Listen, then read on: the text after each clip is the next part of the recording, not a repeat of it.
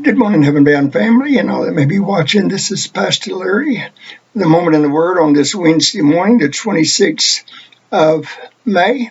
By the way, tonight's church night, as we say every week. Encourage you to go out to God's house and worship Him. If your church is not open on Wednesday night, or if you don't go to church anywhere, we certainly invite you to come out to Heaven Bound and be a part of our service. It starts at 6:30. Now then.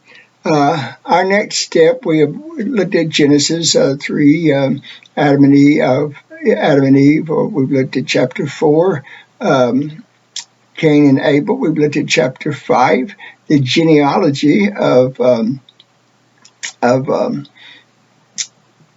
up to the flood. And now we come to chapter 6, and another very important chapter in the Bible. Let me just read it to you. And of course, I can't read the whole story. We'd have to go clear over past chapter 10. But it says, "And it came to pass, when men began to multiply on the face of the earth, and daughters were born unto them." It is interesting. Date in his points out that the men here in the Hebrew is singular, and that this would be Adam, not all men, and that possibly daughters were born first. And therefore, in chapter 3, when Adam knows Eve, has a relationship with Eve, and she bears a son, and she calls him Cain, emphasizing the Lord has given her a man, therefore there may have been daughters born before actually Cain and Abel were born. You can decide on that for yourself. It says that the sons of God saw the daughters of men, that they were fair, and they took them wives of all which they chose. And the Lord said, My spirit shall not always strive with men, for that he also is flesh, yet his days shall be 120 years. Again, some people believe that this 120 years is the time it took Noah to build the ark. And that's possible because now Shem would have only been 98 when he came off the ark. Of course, 2 years after the ark, at 100 years old, he bore his first son there. In that case, Shem, Ham, and Japheth would not have yet been born when Noah started to build the ark, and would have grown up, become men, and married even as Noah is building on the ark there. Again, you can search that out and decide that for yourself. But it says in verse 4, there were giants in the earth in those days, and also after that, when the sons of God came in unto the daughters of men, and they bare children to them, the same became mighty men, which were of old, men of renown. Now, there's differences of opinion here. Dade and others who are much wiser than I am believe that the sons of God here would be the angels, and that the angels came down and had intercourse with the women, and consequently bore sons and daughters. I have a problem with that. Number one, it sounds too much like mythology, Greek mythology, where the gods come down and have sex with women of the earth. But number two, Jesus says plainly in Matthew chapter 22, in answering the objection to the Pharisees who were trying to trick him up, tells the story of a man who had took a wife and didn't bear a son. He died. His brother took it, and he died. His brother took it, and he died, until finally the seventh brother takes her and dies, each one trying to bear children according to the law for the first son there. The question is, in the resurrection, whose wife will she be? And Jesus said, you do err in that you know not the scriptures, For in the resurrection there will be neither marrying or giving in marriage. But let me just read it to you here in Matthew chapter 22, so I don't misquote it. And let me find it here, Matthew chapter 22. And what verses is that? But Jesus proceeded. Okay, verse 30. For in the resurrection they neither marry nor are given in marriage, but are as the angels of God in heaven.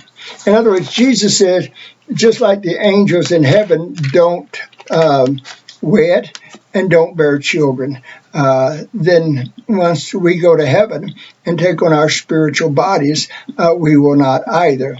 Angels are spiritual beings, and it would be hard to explain how a spiritual being could have sex with a human being in a physical body.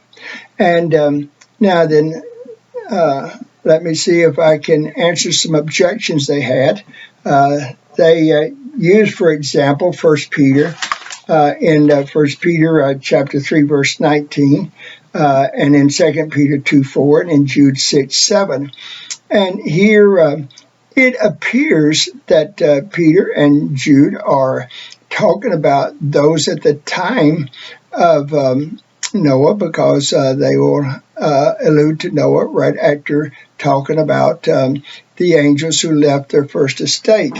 But I remind you that most theologians who are students of the Word believe that there was a pre-Adamic earth prior to this earth. That is, there was a time when very possibly Satan was ruler over this earth, and that's why he felt like he had a right to lay claim to it. And when Satan rebelled against God, and the angels that joined him would certainly have left their first estate, and very possibly it's pre-Adamic angels that are being talked about here. Now, how about the fact that they are men of renown? It says here, God came into the daughters of men, and they bare children to them. The same became mighty men, which were of old, men of renown. Well, let me share with you Rockefeller. Now, some of you younger may not know who Rockefeller was, but Rockefeller was considered a giant in the oil field. Henry Ford would have been a giant. These are men of renown in the automotive field. Edison in the field of electricity and so forth. These would have been giants in their particular field, and they would have been men of renown. As I said, Dade and others are smarter than I am, but I believe we have to make all the scripture tie in together. And if Jesus says that in heaven we will be like the angels, we'll not marry or give in marriage or bear children, then how did these angels back then, being spiritual beings, come down? It just seems a little bit of mythology to me. Now then, having said that, let's go ahead and read the rest of it. And again, I'm just sharing with you as I understand it, and you may not see it as I do, and that's okay. I'm not the smartest fella in the class, but I do pray and seek God's directions in what I teach. Verse 5 says, and God saw that the wickedness of man was great in the earth, and that every imagination of the thoughts of his heart was only evil continually. When we consider the fact that it only took 1,656 years from Adam, a perfect man in a perfect garden, to produce a seed that would be